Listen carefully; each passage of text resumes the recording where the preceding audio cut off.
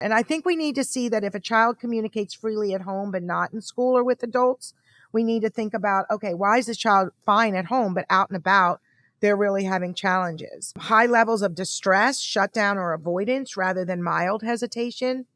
Communication effort appears exhausting and overwhelming to a child. Figuring out the social puzzle, just really avoidant, really shut down, really not interested.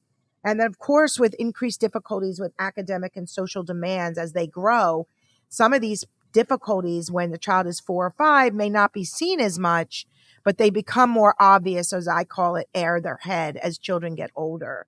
Right. So I want to kind of share anything you want to say to that, because I just talked a lot. I'm good at that. I talk a lot because I have so much I want to say in a short period of time, Dr. Jenna. No, I don't think so. I think we can kind of keep moving forward. Yeah, and I want to kind of put out these kind of astonishing statistics. Ready? 80-90% have social anxiety, but 20 to 30, many kids have coexisting conditions. Many, 20, 30, 40, 50%. You see this in our population. 20 to 30% have generalized anxiety. 10 to 30% have specific phobias. 15 to 35% have specific separation anxiety, in addition to social anxiety. Kids with SM that have speech and language, 20 to 50% expressive receptive, pragmatic, auditory processing difficulties. 10 to 35% have executive function difficulties. Can you kind of explain executive function challenges and a little bit about auditory processing? Because I don't want to jump ahead, and language processing, because this can be up to 35%, Jen. Yeah. So executive function challenge a lot of times falls under the umbrella of attention deficit hyperactivity disorder, ADHD. So basically, when you think of executive functioning, right, that's kind of the umbrella of planning and organizing and switching tasks and, your working memory, your ability to sustain your attention, right? There's a lot of aspects to executive functioning.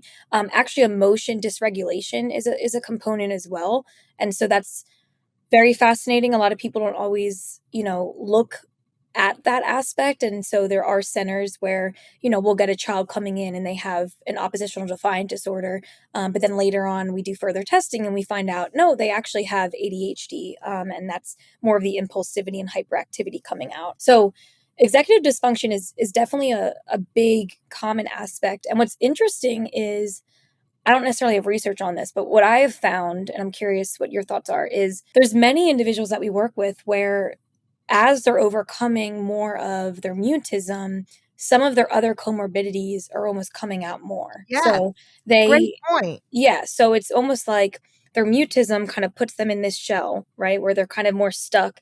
And so it almost makes some of their other comorbidities hidden, right? They're so frozen that some of their other aspects are kind of hidden within themselves. So as they kind of come out more and become more of like that butterfly, like we always talk about, a lot of their other aspects are kind of fluttering around and coming out. And so I find that ADHD is one of the most common that I've noticed, where individuals will overcome their SM. They've graduated now from our SCAT program, but yet now they're seeing more of that inattentiveness come out in the school setting, or they're seeing more of that hyperactivity, the impulsivity. And so that's definitely something that we find often and we'd want to dive deeper into. So that's where also it's important to note, as you're working through treatment and maybe you're not sure of some of these things, talk to your provider, talk to us about what you're seeing in the home environment, because sometimes actually oppositely, you're seeing some of these additional challenges at home, but because they're so frozen in school, the teachers are like, no, none of this is happening. And it might not be that they don't have an underlying challenge. It's just that their mutism or,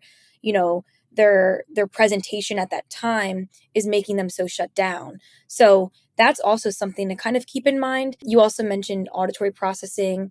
And I think something to keep in mind in that aspect too is that is a huge component is kind of having some of those underlying like processing challenges.